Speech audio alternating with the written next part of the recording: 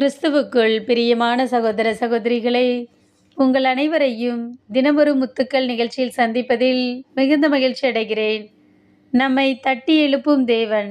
ஏசாயா 50ஆம் அதிகாரம் 4ஆம் வசனம். நலிந்தவனை நல்வாக்கால் ஊக்குவிக்கும் அறிவை நான் பெற்றிட, ஆண்டவராகிய என் தலைவர் கற்றோனின் நாவை எனக்கு அளித்துள்ளார். காலைதோறும் அவர் என்னை தட்டி எழுப்புகின்றார்.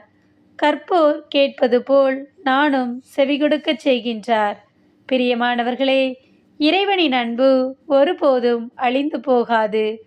காலைதோறும் அவை புதுப்பிக்கப்படுகின்றது. ஒவ்வொரு நாளும் அவர் நம் எண்ணங்கள், ஏக்கங்கள், செயல்கள் யாவற்றையும் அறிந்திருக்கிறார். நம் வாயில் வார்த்தைகள் உருவாகும் முன்பே அவர் நம்மை அறிந்திருக்கிறார். நலிந்தவனை நல்வாக்கால் ஊக்குவிக்கும் அறிவை நாம் பெற்றிட, ஆண்டவர் நமக்கு கற்றோரின் நாவை கொடுக்கின்றார். அதற்காகவே காலைதோறும் நம்மை தட்டி எழுப்புகிறார். நாமும் கற்போர் கேட்பது போல காலைதோறும் இறைவனின் வார்த்தைகளை வாசித்து தியானித்து அவரின் வார்த்தைக்கு செவி கொடுப்போம்.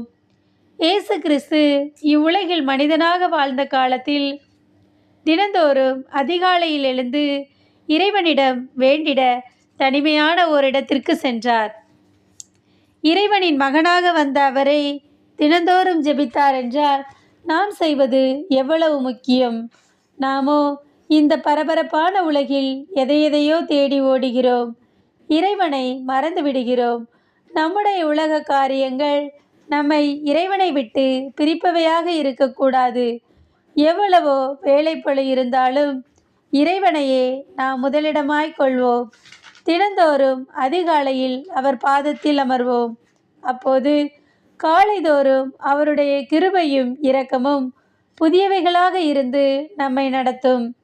எந்த தீங்கும் நம்மை தாக்காதபடிக்கு நம்மை பாதுகாப்பார். அன்பு இறைவா, நாங்கள் நாள்தோறும் அதிகாலையிலே உம்முடைய வார்த்தையிலே நிரம்பி ஜெபித்து உம்முடைய ஆசீர்வாதத்தை முழுமையாய் பெற்றுக்கொள்ள எங்களுக்கு உதவி செய்யும் இறைவா. ஆமேன்.